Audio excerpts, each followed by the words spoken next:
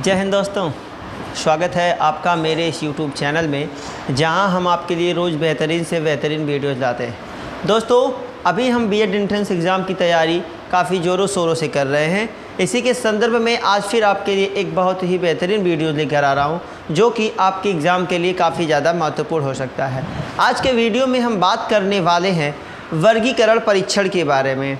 इसका पहला पार्ट बन चुका है, ये सेकंड पार्ट है, लेकिन उसमें हमने सांकेतिक भाषा का परीक्षण किया हुआ था और आज हम पढ़ने वाले हैं वर्गीकरण परीक्षण के एक और भाग के बारे में, जिसमें हम जानने वाले हैं कि किस प्रकार से इस तरीके के प्रश्नों को हल किया जाता है या फिर किस तरीके के प्रश्न पूछे जाते हैं वर्गीकरण परीक्षण में।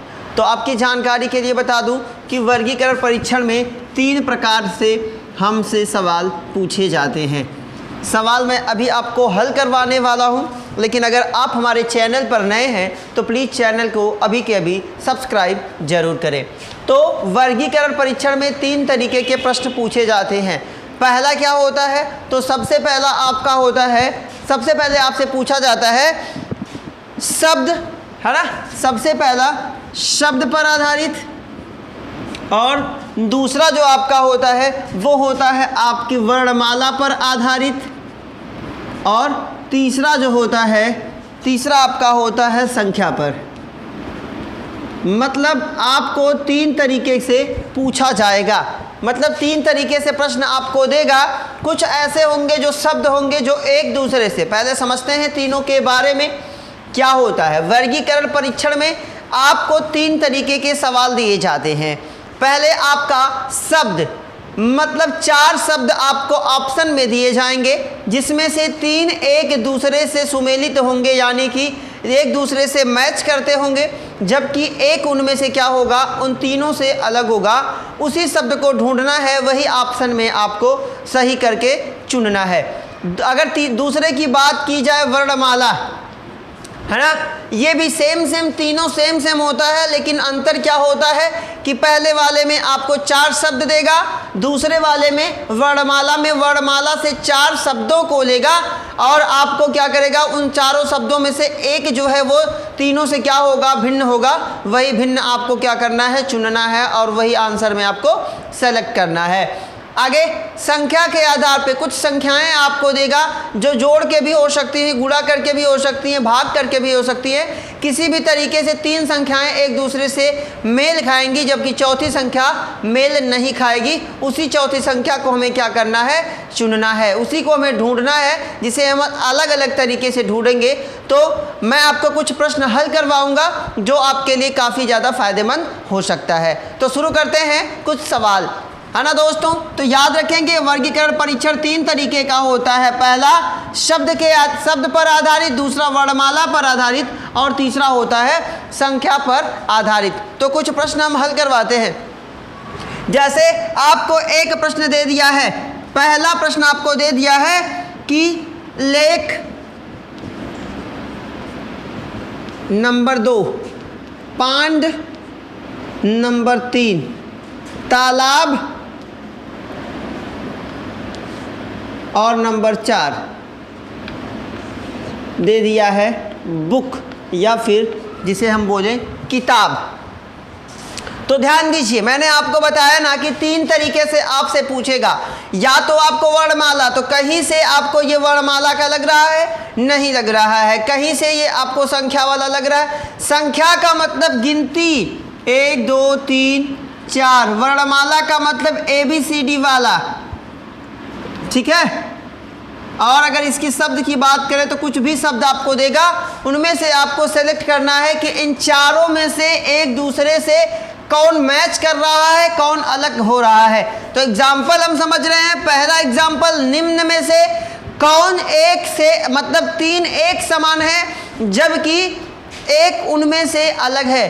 तो इसका राइट आंसर आपको चुनना होगा। तो ध्यान दीजिएगा, लेक किसे कहते हैं, लेक किसे कहते हैं जहां पानी, जो पानी को प्रदान करता है। लेक पानी का स्रोत है। पॉन्ड भी पानी का क्या है, पानी का एक स्रोत है, जबकि तालाब भी क्या है, पानी का एक स्रोत है। फिर क्या किताब भी क्या पानी का एक स्रोत है? तो बिल्कुल भी नहीं, यह ज्ञान का एक स्रोत है।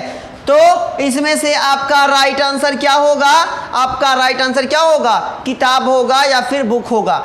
इस तरीके से आपसे सवाल पूछेगा, इस तरीके से आप ढूंढेंगे।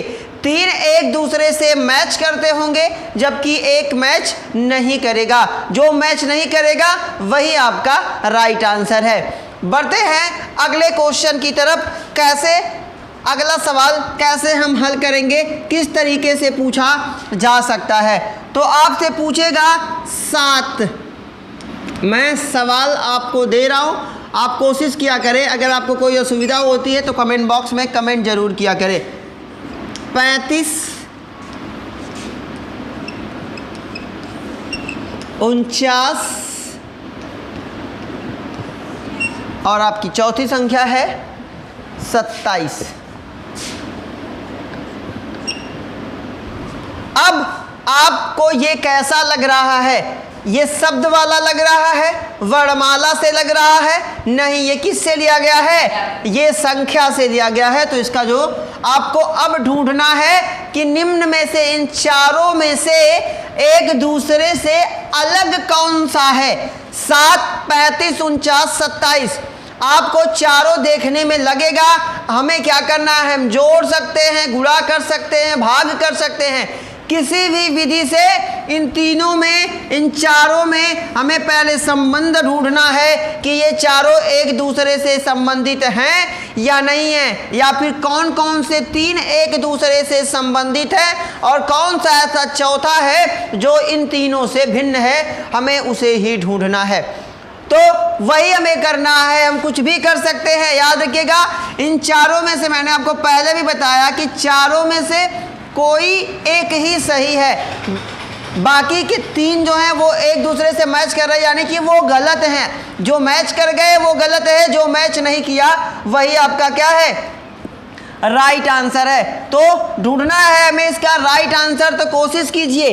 7 35 से कभी मैच करता है तो याद रखिए 7 पचे 35 हो रहा है, 7 पचे 35। और इसकी कोशिश कीजिए तीसरे वाले की, तो 7 49, यानी कि 7 35 और 49 तीनों एक दूसरे से मैच कर रहे हैं। जबकि हम बात करें 27 की तो 7 में कहीं 27, 7 के पहाड़े में कभी देखिए 27 आ रहा है? बिल्कुल भी नहीं आ रहा है।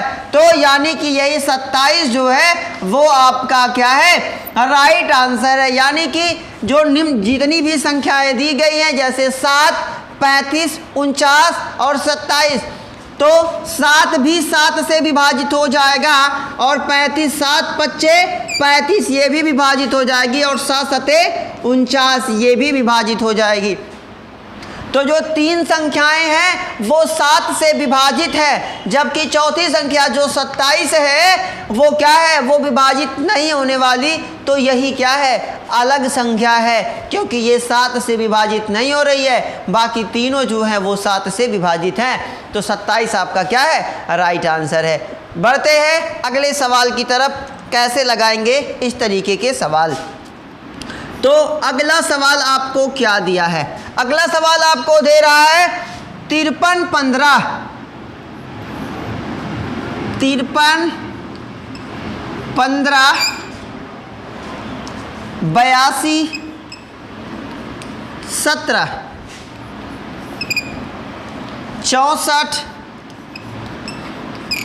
24, जबकि चौथा है 27 14।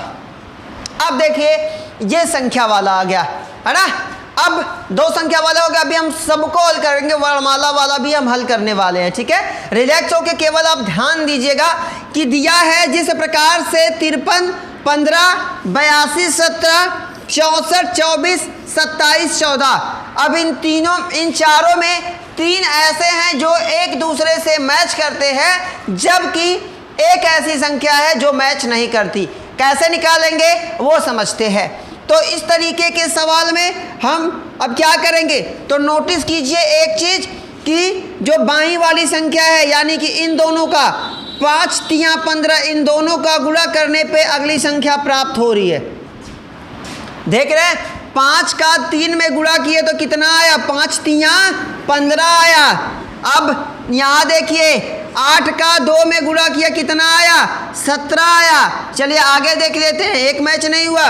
उसके बाद 6 का 4 में गुणा किया कितना आ गया, 4 छक 24 आया। जबकि 2 का 7 में गुणा किया तो कितना आया, 14 आया। लेकिन कौन मैच नहीं कर रहा है, आपका ऑप्शन नंबर 2 82 17 मैच नहीं कर रहा है। आप ध्यान दीजिए कि प्रत्येक बाई संख्या का जब एक दूसरे में हम गुणा कर रहे हैं तो हमें जो संख्या है वो प्राप्त हो रही है। यानी कि आप देखिए यहाँ 5 जो 53 था, इसको हम अलग अलग इन दोनों संख्याओं का गुणा कर दिए।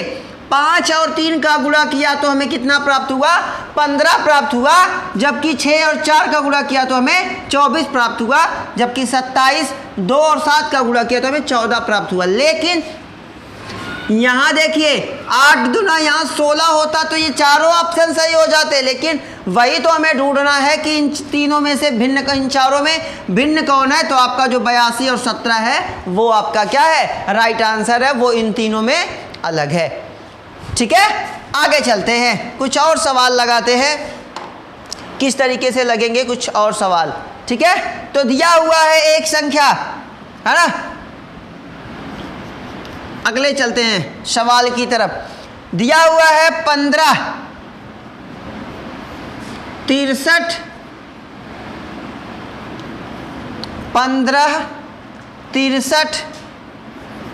82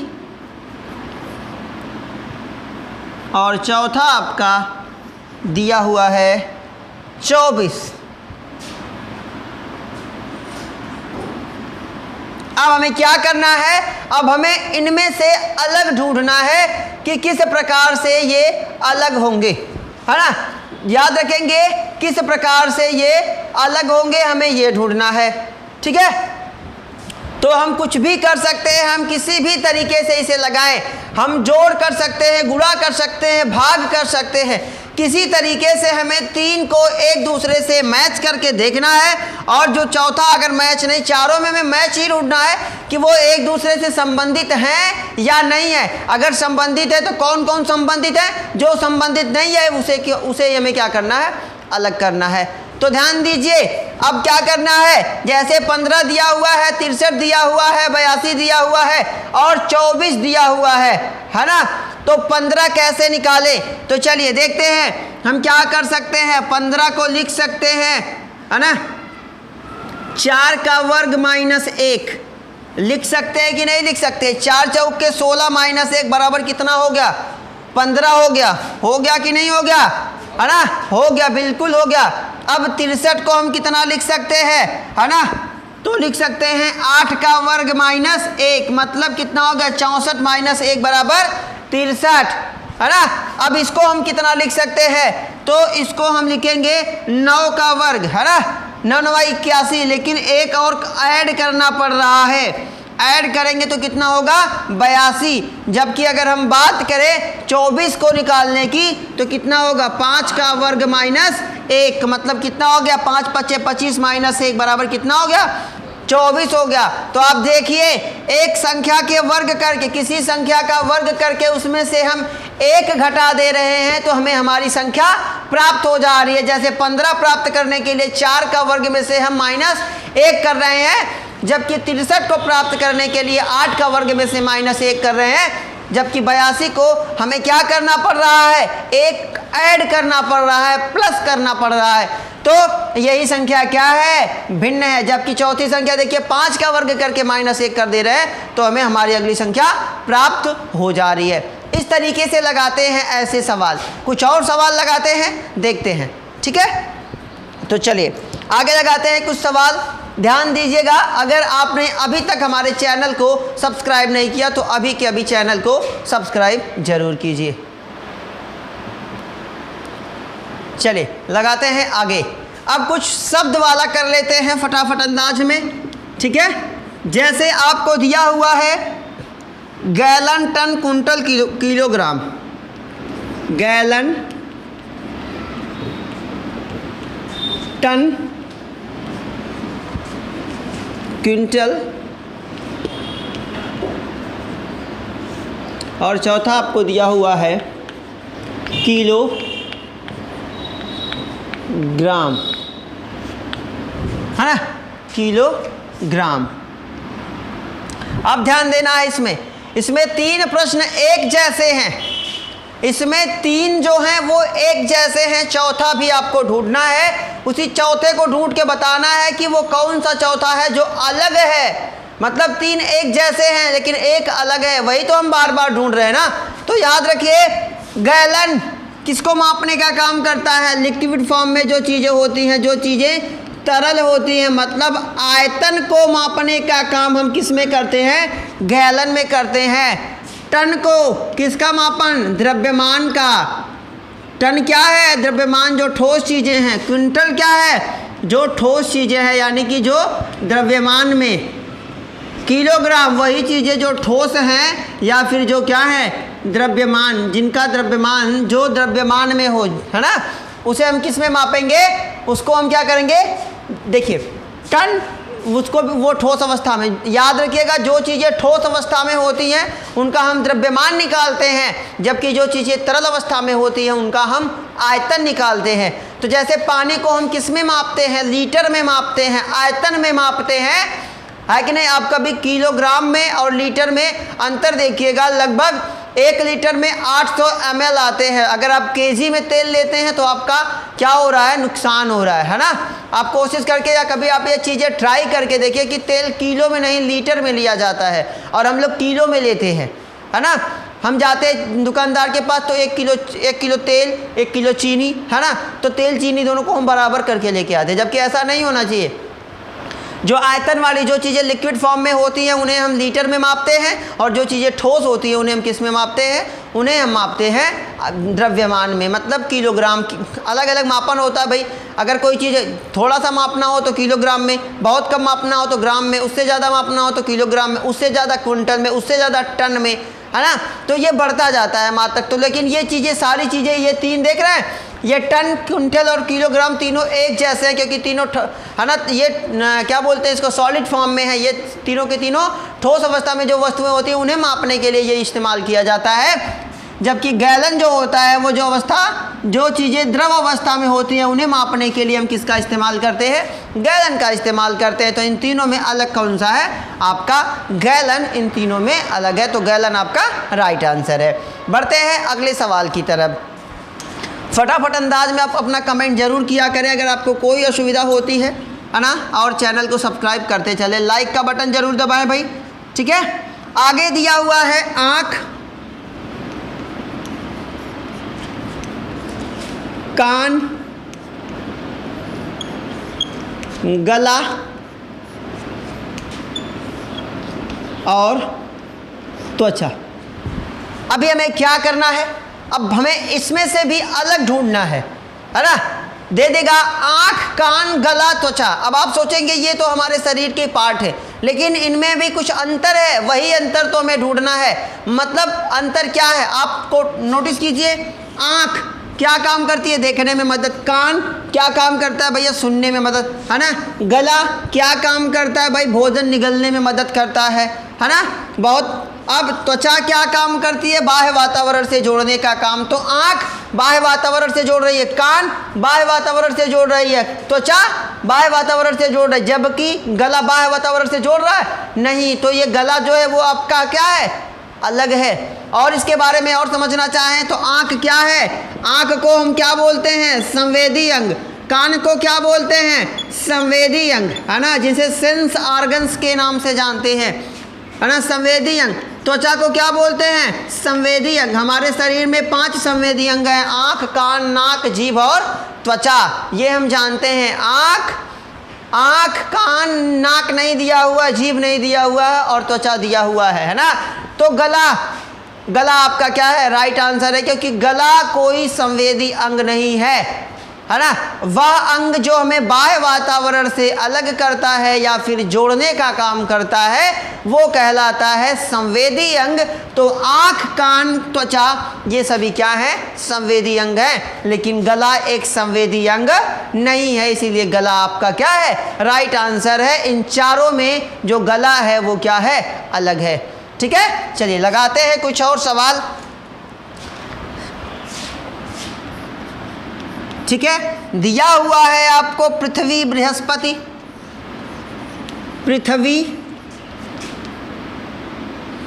बृहस्पति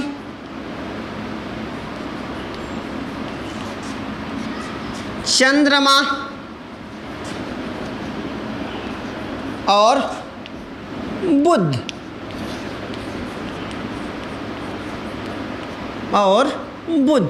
अब हमें क्या करना है, हमें इसमें ढूंढना है इसमें एक दूसरे से अलग कौन सा है। तो याद रखिए पृथ्वी क्या है, एक ग्रह है, बृहस्पति क्या है, एक ग्रह है, चंद्रमा क्या है, एक उपग्रह है, और बुध क्या है, एक ग्रह है। तो इन चारों में अलग कौन हुआ, आपका उपग्रह अलग हुआ। कैसे, उपग्रह क्यों है, तो चंद्रमा ही एक ऐसा उपग्रह है। प्राकृतिक रूप से पृथ्वी का उपग्रह किसे कहते हैं, चंद्रमा को कहते हैं। क्यों कहते हैं, क्योंकि पृथ्वी के चारों ओर कौन चक्कर लगाता है, चंद्रमा चक्कर लगाता है। तो जो किसी ग्रह के चारों ओर चक्कर लगाता है उसे हम उपग्रह कहते हैं। तो जो चंद्रमा है वो आपका क्या है, उपग्रह है, पृथ्वी ग्रह है, बृहस्पति ग्रह है, और बुध आपका एक ग्रह है ना। तो जो चंद्रमा है वो आपका क्या है, इन चारों में से अलग है। मतलब ये जो पृथ्वी बृहस्पति बुध इन तीनों में सबसे भिन्न कौन सा है, इन चारों में सबसे भिन्न कौन सा है, चंद्रमा है, क्योंकि चंद्रमा एक क्या है, उपग्रह है। तो लगाते हैं अगला सवाल। अगर आप हमारे चैनल पर अभी भी नए हैं तो इसी तरीके के वीडियोस पाने के लिए चैनल को सब्सक्राइब जरूर करें। अगला सवाल दिया हुआ है, काफ़ी ज़्यादा इम्पॉर्टेंट है, ये बार बार पूछा गया क्वेश्चन है बाबू, इसको ध्यान दीजिएगा। कागज पेंसिल, ठीक है, स्याही दवात, स्याही दवात, स्याही और दवात, जबकि अगला दिया हुआ है सिर टोपी, सिर टोपी, ठीक है, और अगला दिया हुआ है भेंट आवरण, भेंट आवरण। अब इस तरीके के सवाल भी आपको दे दिए जाते हैं। ऐसे सवाल को हम कैसे हल करेंगे, किस तरीके से हल करेंगे वो हम देख लेते हैं। तो इस तरीके के सवाल हल करना, देखिए क्या करना है, कागज के ऊपर ही पेंसिल चलाई जाती है। मतलब लिखने का काम हम पेंसिल से कहाँ करते हैं, कागज पर करते हैं। जबकि स्याही कहाँ रहती है ना, दवात में रहती है। लेकिन यहाँ उल्टा दे दिया गया, पहले स्याही दिया है फिर दवात। टोपी हमेशा कहाँ लगाई जाती है, सिर पर लगाई जाती है। और भेंट को हमेशा क्या करते हैं, तोप के लाते हैं, ढक के लाते हैं। आप किसी को गिफ्ट करते हैं तो गिफ्ट क्या करते हैं, ऐसे ही सामने से ला के दे देते, ये लो मेरी तरफ से, नहीं, हम क्या करते हैं, उसके अच्छे से पैकेजिंग करते हैं, पैक करके उसे ढक कर लाते हैं। देखते हैं ना मूवी वगैरह देखते हैं, राजा महाराजा जब किसी को मुहर सिक्का वगैरह देते हैं तो क्या करते हैं, उसके ऊपर लाल रंग का कपड़ा होता है जो आवरण होता है। जब हम किसी को उपहार देते हैं, जिसे इंग्लिश में आप गिफ्ट कहते हैं, तो उसे क्या करते हैं, ढक के देते हैं। तो जो आपका राइट आंसर है, जो मेल नहीं खा रहा है, वो क्या है, स्याही और दवात है ना। क्योंकि स्याही क्या हो, दवात में स्याही होती है और कागज पर पेंसिल चलती है, सिर पर टोपी रहती है, भेंट पर आवरण रहता है। तो तीनों में कॉमन क्या है, पर, कागज पर पेंसिल चलती है, सिर पर टोपी रहती है, भेंट पर आवरण रहता है, स्याही दवात में रहती है। तो में लग गया ना, तो ये क्या है, अलग है। इस तरीके की भी सवाल आपसे पूछे जाते हैं। अब हम करते हैं कुछ वर्णमाला के प्रश्न हल करते हैं, जो कि हमने अभी तक एक भी हल नहीं किया हुआ है। तो कैसे हल करेंगे, इस तरीके के सवाल दिया हुआ है, जैसे मैं आपको बता देता हूँ थोड़ा सा।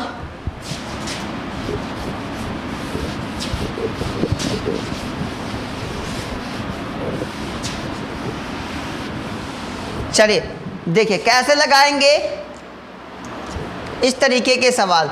जैसे आपको दे दिया है वाई डब्ल्यू यू एस पहला, जबकि दूसरा दिया है Z X Y V, Z X Y V. उसके बाद दिया है जी ई सी ए। उसके बाद दिया हुआ है बी जेड एक्स वी, है ना। अब देखिए, इसको ध्यान से देखिए, ऐसे सवाल वर्णमाला वाले आ जाए तो हम इसे कैसे लगाएंगे, किस तरीके से लगाएंगे। तो ध्यान दीजिए, मैंने आपको पिछले वीडियो में ही बताया हुआ था कि इस तरीके के सवाल कैसे लगाते हैं। फिलहाल मैं आपको एक बार फिर बता देता हूं। आपको पूरी की पूरी वर्णमाला याद होनी चाहिए।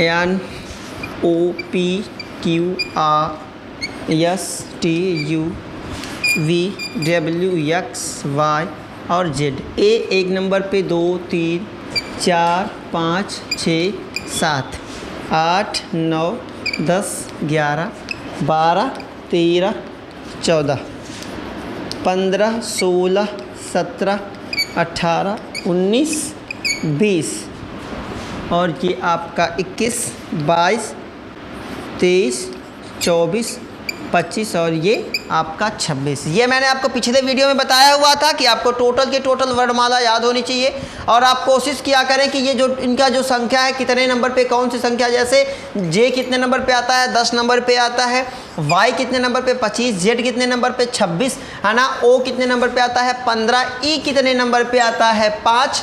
ये आपको याद करना होगा। अगर आप नहीं याद कर पाते तो आप जो आपका पेपर होता है उसके पीछे रफ कार्य की जगह दी होती है, वहाँ पे आप ये चीज़ें करके इस तरीके के सवाल लगा सकते हैं। आप कोशिश क्या करें, ऐसे लिख लिया करें ताकि ज़्यादा आप सोचेंगे तो टाइम जाएगा, आपका टाइम ना वेस्ट हो। इसके लिए इस तरीके के आप फटाफट इसको लिख लीजिएगा, इसको समझिएगा।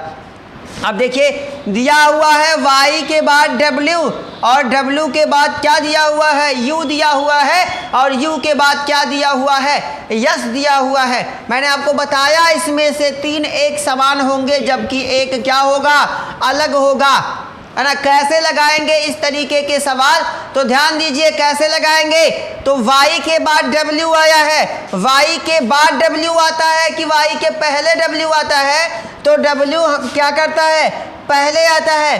तो कितना पहले आता है, 2 संख्या पहले आता है, 1 और 2, यानी कि y में से क्या करेंगे, 2 माइनस कर देंगे, 2 अंक घटा देंगे तो हमें पिछली संख्या क्या होगी, प्राप्त हो जाएगी, w प्राप्त हुआ। अब क्या ऐसा दूसरी संख्या के साथ है, तो जब w से आप u की तरफ जाते हैं तो वो देखो कितनी संख्या के बाद है, तो w से u की तरफ जाना है, तो w है 1 और 2, ये भी कितनी संख्या के बाद है ना, 2 संख्या पहले है। मतलब इसमें से अगर ये बाद होता, मतलब अगर ये y होता तो यहाँ +2 करते, अगर बाद वाली संख्या आती है तो +2 और पहले वाली संख्या निकालना है तो -2। तो क्या दिया है, y के बाद w आया यानी कि 2 माइनस करना है और w के बाद u आया है यानी कि -2 करना है। समझ रहे हैं। अब इसके बाद w के बाद क्या आया है ना, u के बाद क्या आ रहा है, आपका यस आ रहा है। तो क्या u के बाद यस आता है या फिर पहले आता है, तो पहले आता है। कितना पहले आता है, u के कितना पहले यस आता है, तो कितनी संख्या पहले आ रहा है, 2 संख्या, यानी कि ये भी क्या है, -2 है। समझ गए। अब z के कितना पहले यक्स आता है, तो z के कितना पहले यक्स आ रहा है, 2, यानी कि ये कितना है, -2। और यक्स के पहले y आ रहा है कि पहले यक्स आ रहा है, तो यक्स के बाद y आ जा रहा है। ये देखिए यक्स के बाद, यानी कि ये क्या हो जाएगा, +1। अब यहाँ y के बाद v आ रहा है, तो y के बाद v आ रहा है, तो देखिए 1 2 और ये 3, यानी कि कितना हो गया, -3 हो जाएगा। समझ में आ रहा है कि नहीं आ रहा है। y के कितना 3 पहले v आता है, तो यहाँ कितना v है ना, y और ये देख रहे हैं आपको ये v दिया, y के कितना बाद v आता है, तो y के बाद v नहीं आता, y के पहले v आता है। कितना पहले आता है, तो 1 अक्षर 2 और ये 3 पहले आता है, तो -3 कर देंगे। समझ गए। अब देखेंगे g है ना, g के बाद e आता है या फिर पहले, तो g के बाद e आता है, कितना पहले आता है, 2 अंक पहले, यानी कि -2। तो यहाँ कितना लिखेंगे हम, -2। अब यहाँ देखेंगे e के बाद c आता है या e के पहले c आता है, तो e के पहले c आता है, कितना पहले आता है, 2 शब्द पहले आता है, यानी कि -2। तो यहाँ कितना लिखेंगे, -2।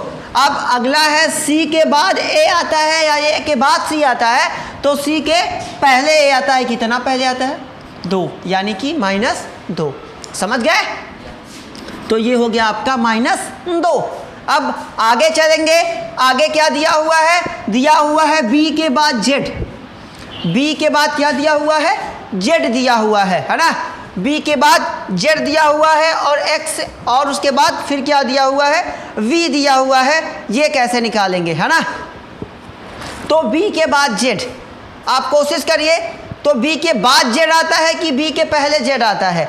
आपको बताऊं, आप थोड़ा सा ध्यान दीजिएगा, ABCD में यहाँ जहाँ z खत्म हुआ ना, इस तरीके के सवाल लगाने में, तो जहाँ z खत्म हुआ यहाँ क्या शुरू होगा, समझ रहे हैं, A B फिर C फिर D फिर E F G H I J K L M N O P Q R S T U V W X Y Z, Z के बाद फिर A B C D ऐसे शुरू होगा। समझ रहे हैं। तो अब देखिए यहाँ B के बाद, अब यहाँ से खत्म हो गया Z, तो यानी इसके बाद A B C D फिर से शुरू हुई होगी। तो अब क्या आया है, B के बाद Z आया है, तो क्या B के बाद Z आता है, तो यहाँ देखेंगे B के पहले Z आ रहा है, हमें मैच ही करना है। तो देख रहे हैं ना, पहले आ रहा है, तो यानी कि कितना पहले आ रहा है, 2 शब्द पहले आ रहा है, यानी कि क्या होगा, -2। अब z की बात करें, तो z x से पहले आ रहा है या फिर बाद में आ रहा है, तो z क्या होता है, x के पहले आता है कि बाद में आता है, तो कितना बाद में आता है ना। ये देख रहे हैं ना, ये x इधर है, तो कितना हो जाएगा, ये भी कितना हो जाएगा आपका, -2 हो जाएगा। अगर x v की बात करें, x के बाद v आता है कि पहले, कितना पहले आता है, 1 और ये 2 आता है, तो आपका कितना हो गया, -2। एक चीज़ ध्यान दिया हमने कि यहाँ पे -2 -2 -2 -2 -2 -2 -2, लेकिन यहाँ पे -2 + 1 -3। समझ रहे हैं। तो आपका यही वाला जो आंसर है वो क्या है, आपका राइट आंसर है। समझ गए। तो इस तरीके के सवाल आपके एग्जाम में पूछे जाते हैं।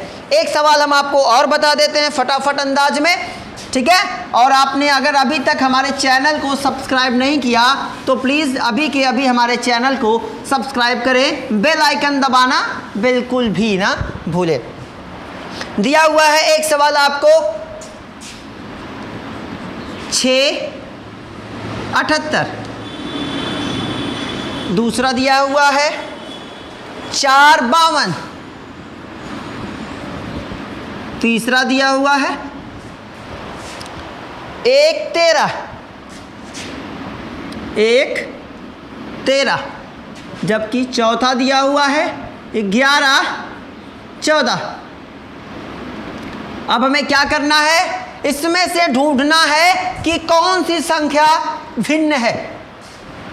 इसमें से कौन सी ऐसी संख्या है जो भिन्न है। 678 कैसे हुआ, 452 कैसे हुआ, 1 को 13 कैसे करेंगे, 1114 कैसे हुआ। तो ध्यान दीजिए एक चीज कि 6 का पहाड़ा कितनी बार पढ़ेंगे कि 78 आए। पहाड़ा पढ़ने पे आ रहा है क्या, कितनी बार पढ़ने पे आ रहा है, 13 बार पढ़ने पे, 13 4 78। क्या 4 का पहाड़ा 13 बार पढ़ने पे 52 आ रहा है क्या, तो 13 चौके 52। समझ रहे हैं। क्या 1 का पहाड़ा 13 बार पढ़ने पे 13 आएगा क्या, तो बिल्कुल आएगा। 13 एकम 13 या 1 13 13। अब क्या 11 का पहाड़ा 13 बार पढ़ने पे 14 आ रहा है क्या, नहीं आ रहा है। यानी कि आपका जो राइट आंसर है वो क्या है, 11 और 14 है। तो यानी ध्यान दीजिए कि जो दूसरी संख्या है वो पहली संख्या के कितना ज़्यादा बड़ी है, 13 गुना बड़ी है। कितना बड़ी है, 13 गुना। मतलब 78 6 से कितना बड़ा है, 13 गुना। 52 4 से कितना बड़ा है, 13 गुना। और 1 ये जो 13 है वो 1 से कितना बड़ा है, 13 गुना। तो पहली संख्या बाएं की जितनी भी संख्याएं हैं वो बाद वाली जो दाएं वाली संख्या है उससे 13 गुना बड़ा है। समझ गए? आशा करता हूं आपको सारे के सारे पॉइंट आसानी से समझ में आए होंगे, है ना। हमारे साथ जुड़ने के लिए आपका बहुत बहुत धन्यवाद। मिलते हैं अगले वीडियो में, तब तक के लिए मुझे दीजिए इजाज़त। और अगर आपने चैनल को सब्सक्राइब नहीं किया है तो सब्सक्राइब अभी करें, लाइक कमेंट शेयर करना बिल्कुल भी ना भूलें। जय हिंद, बाय बाय, टेक केयर।